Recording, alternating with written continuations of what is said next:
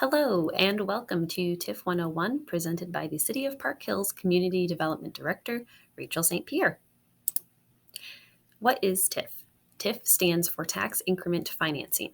Park Hills currently has 4 different TIF districts. TIFs tend to last 26 years. The lifespan only starts when a project initiates it. When the first project within the district starts, the economic activity taxes, EATs, and payments in lieu of taxes, pilots, are frozen. EATs are the sales tax revenue and pilots are the property taxes. This is then called the base year. Developers apply for the funding by passing a redevelopment agreement with City Council. After every year, when reimbursement payments are due to the project owner, the increment between the base year and the current year are assessed, and we calculate a percentage to set aside to create funding in the TIF.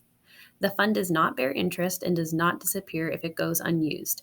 Developers can receive yearly reimbursements based on their EATs, 50% could be returned, and their pilots, 100% could be returned. It may take 1 year or 26 years to get your total project costs reimbursed.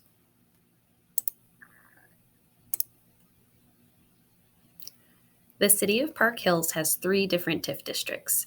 These maps are on our website under Community Development. We have the downtown TIF number 4 district, and that covers an area from Community Drive to Dunlap Automotive. We have TIF 3, the Highway 67 Parkway Drive district, and that covers both sides of the Parkway Drive exit and some of the industrial park. And our newest district is TIF 5, Highway 67 Fairgrounds exit.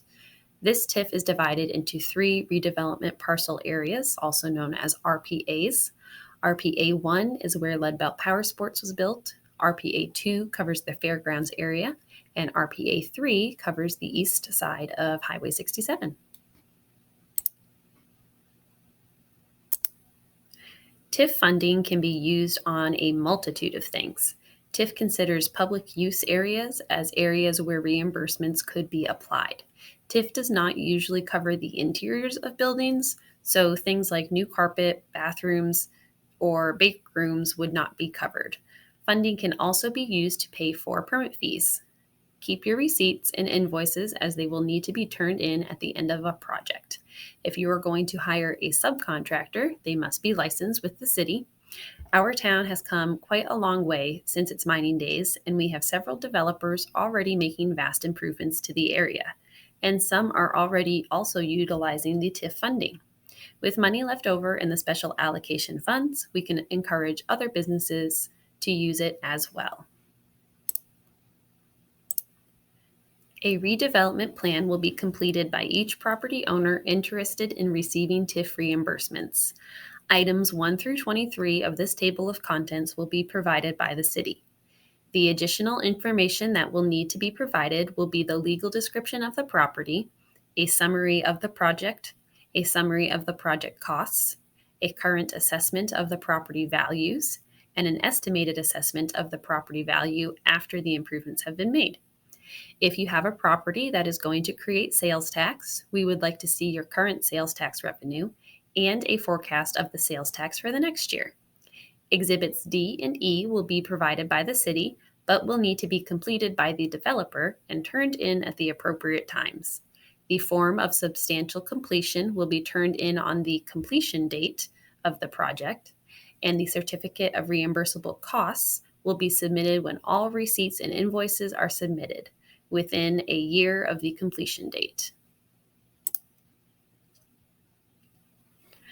1 year after the completion of the project, submit the invoices and certificate of reimbursable costs. The city will review the taxes and assess values of the property for the entire year and complete a study to determine the reimbursement amount. An eligible project could receive 100% of the pilots, payments in lieu of taxes. These would be your property taxes. They change every year and can increase or decrease. The project could also receive 50% of the economic activity taxes back, also known as EATs.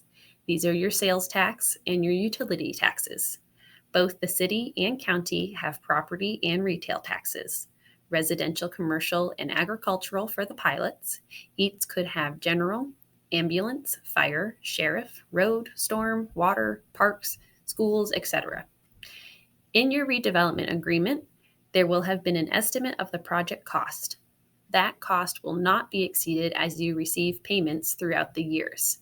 However, it could never be met due to not enough proof of expenditures or the TIF lifespan ending before the total project cost can be reimbursed. Once the TIF lifespan is over, all payments stop.